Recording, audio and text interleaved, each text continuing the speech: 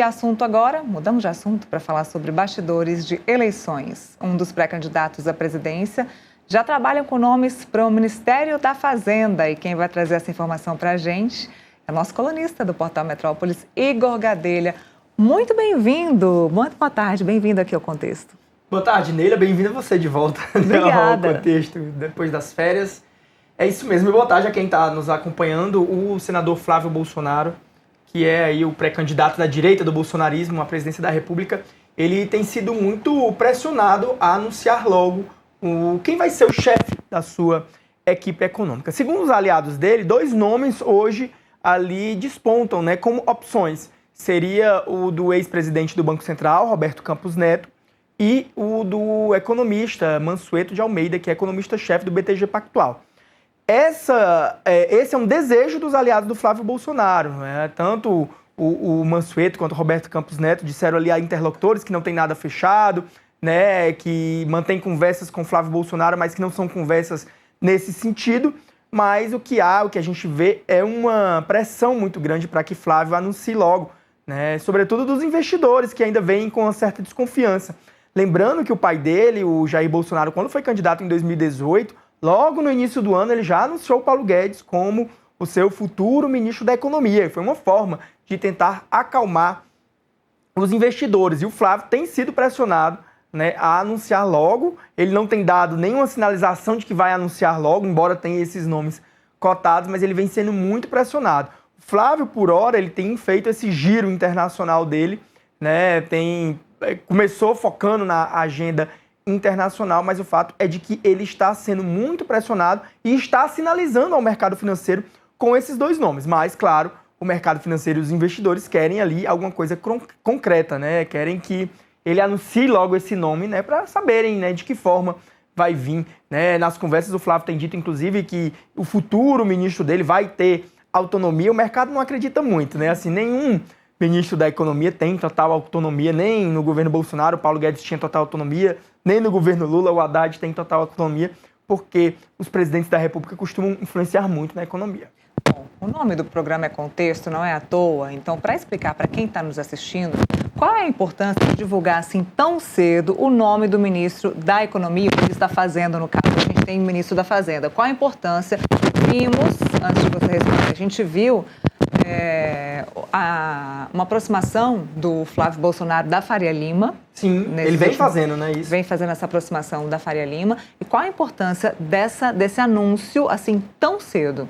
Olha, Neila, é tentar dar ali uma robustez à candidatura do Flávio Bolsonaro. Há uma desconfiança muito grande do mercado e, na verdade, uma desconfiança e um desejo do mercado financeiro e dos agentes econômicos de que o Flávio não fosse o candidato. O preferido do mercado, todo mundo sabe, era o governador de São Paulo, Tarcísio de Freitas, mas o Flávio se auto-anunciou, o Bolsonaro já confirmou por meio de uma carta, então o mercado está tentando, quer esse nome, né, e sobretudo um nome forte, que tenha respeito no mercado financeiro, para levar essa candidatura do Flávio a sério. Se o Tarcísio fosse o candidato, aí todo mundo já sabia que o futuro ministro da Fazenda dele seria o Roberto Campos Neto. Inclusive, o Roberto Campos Neto, que eu citei como um dos possíveis nomes do Flávio Bolsonaro, é um nome que o Tarcísio defende, inclusive, que vá para a equipe econômica do Flávio Bolsonaro. Então, o objetivo dessa cobrança é tentar mostrar ali, tentar ver se a candidatura do Flávio é para valer e ver se ele for eleito, se vai ter alguém de peso ali comandando a economia dele. No Lula, ele durante a campanha de 2022, ele jogou com isso, porque ele fazia muito acreditar, sobretudo aí nos bastidores, de que o ministro da Fazenda dele poderia ser o Henrique Meirelles, que é um cara muito respeitado, foi ministro da Fazenda do governo Temer, foi presidente do Banco Central no governo Lula. O Lula acabou que ele, de última hora, escolheu o Fernando Haddad. Inicialmente o mercado teve uma reação ruim, mas depois o mercado sempre dizia, é melhor o Haddad do que o que poderia vir depois dele. Havia muita desconfiança de que o Lula poderia colocar um Manteiga da vida. Então é isso que o mercado busca, previsibilidade, né? Porque quando anuncia um economista, você vai ver o background desse economista, né? Tanto que o Lula tem sinalizado também que se ele for reeleito, o Galípolo, que é um cara muito respeitado no mercado financeiro, pode vir a ser o ministro da Fazenda. Hoje ele é presidente do Banco Central. Então o Lula também joga com isso. No caso do Flávio, como ele nunca esteve no governo, o Lula já esteve no governo, então o mercado já entende um pouco como é que o Lula governa. Como o Flávio nunca esteve no governo, o mercado quer ali uma sinalização mais clara de quem vai ser. para saber de que forma vai ser conduzida a política econômica do governo, de um eventual governo Flávio. Uma flutuação entre Banco Central e Ministério da Fazenda, né? Roberto Campos Neto, que era o presidente do Banco Central no governo passado. Mas assim, a Fazenda sempre é o principal, né? O presidente do Banco Central tem muito peso, mas você comandar a política econômica de um governo, assim, você é diferente, né? Por isso que o Galípolo não esconde nos bastidores que tem, assim, se o Lula convidar ele, sairia do Banco Central para ser o ministro da Fazenda de Lula no eventual segundo governo Lula. O Haddad, pelo que eu tenho escutado, além dos petistas, se o Lula for reeleito, é muito provável que o Haddad vá ali, de repente, para a Casa Civil para ficar mais perto do Lula, e isso já de olho na sucessão de Lula em 2030, quando ele não vai poder ser candidato, né? Muito bem, vamos aguardar então. Bom, a sua coluna também destaca que os aliados de Bolsonaro preferem enfrentar um certo governador como candidato do PSD à presidência da República. Lembrando que o Kassab agora juntou 3 governadores, né, para essa possível... Tá certo. Vai ter que escolher um.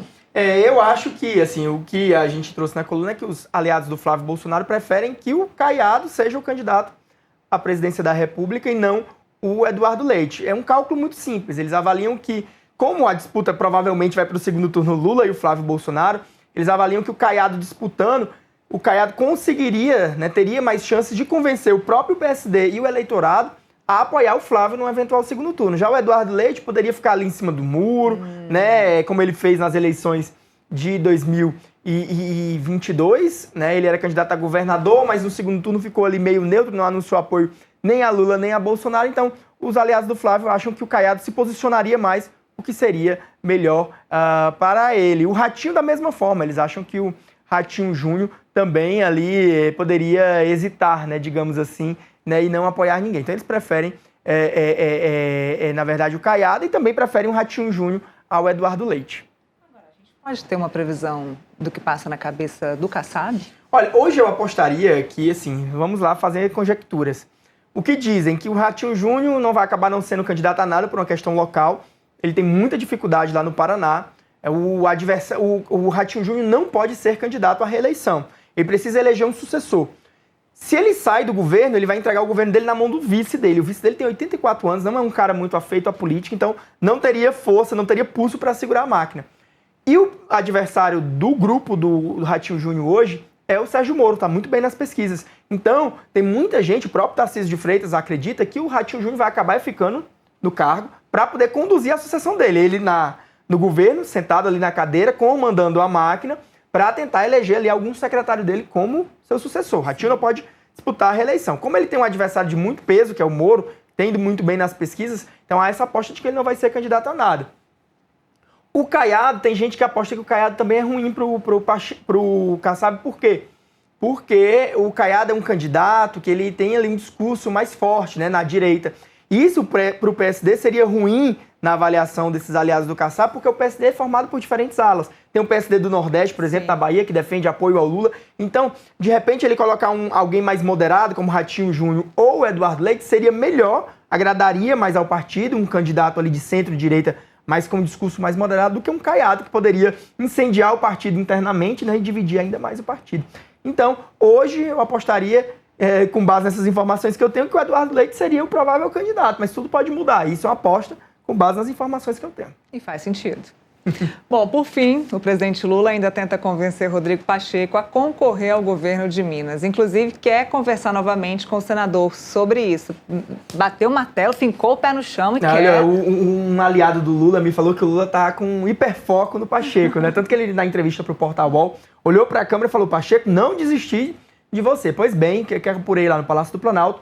O Lula tá chegando hoje de São Paulo no final da tarde e quer conversar com o Pacheco ainda nessa semana, antes do Carnaval, para dar um ultimato para o Pacheco e dizer: olha, Pacheco, eu preciso de você e você vai ser o meu candidato. O Lula hoje enfrenta uma dificuldade muito grande em Minas Gerais. Minas Gerais é muito importante, é o segundo maior colégio eleitoral do Brasil em número de eleitores, é o segundo estado com o maior número de eleitores, então ele precisa ter um palanque forte em Minas Gerais. E lembrando que desde a República, né, a redemocratização e a República, desde a redemocratização, quem ganha em Minas Gerais ganha as eleições no Brasil.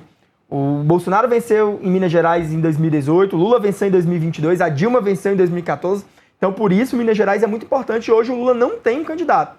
Então, segundo os aliados do Lula, ele quer conversar com o Pacheco ainda nessa semana, e sobretudo porque na quarta-feira de cinzas o Lula vai viajar para a Ásia e só volta lá no início de março. Então ele quer deixar isso resolvido, né? Ele vai para a Índia e vai para Seul, na Coreia do Sul. Então ele, antes de viajar, quer deixar isso resolvido, até porque se o Pacheco fincar o pé e dizer que não vai ser candidato, aí o Lula vai ter que ir atrás de um plano B em Minas Gerais. O Lula também está enfrentando dificuldade em São Paulo, né? Ele fica dizendo ali, na cabeça dele, que quer o Haddad e o Alckmin candidatos em São Paulo, o Alckmin quer ficar como vice. Mas ele precisa definir isso logo. Mas com o Haddad, eu acho que para o Lula é mais fácil. Já conhece o Haddad há muito tempo, o Haddad é do PT. É mais difícil o Haddad dizer não para o Lula. Já o Pacheco, ex-presidente do Senado, estava dizendo que ia encerrar a carreira política, não é do PT. Então, eu acho que o Lula está focando aí em Minas Gerais, porque com o Haddad eu acho que ele tem mais facilidade para tentar convencer o Haddad do que o Rodrigo Pacheco. Agora, para quem está nos assistindo também, qual é a força de Rodrigo Pacheco em Minas Gerais? Porque a gente sabe que ele não é um senador popular em Minas Gerais. Pois é, mas eu acho que o Lula está atrás de alguém ali para reforçar. Isso eu tenho feito essa pergunta, porque o Pacheco nem foi votar nas últimas eleições em Minas Gerais, ele não era candidato, né, que ele já estava em meio de mandato do Senado, mas o Lula, na cabeça dele, acredita que com o apoio do Lula, o Pacheco pode ser um bom candidato. Mas eu acho que é mais falta de opção. O Calil, o Alexandre Calil, ex-prefeito de Belo Horizonte, ele se filiou ao PDT, vai ser também candidato, mas em 2022 acabou perdendo para o Zema, né?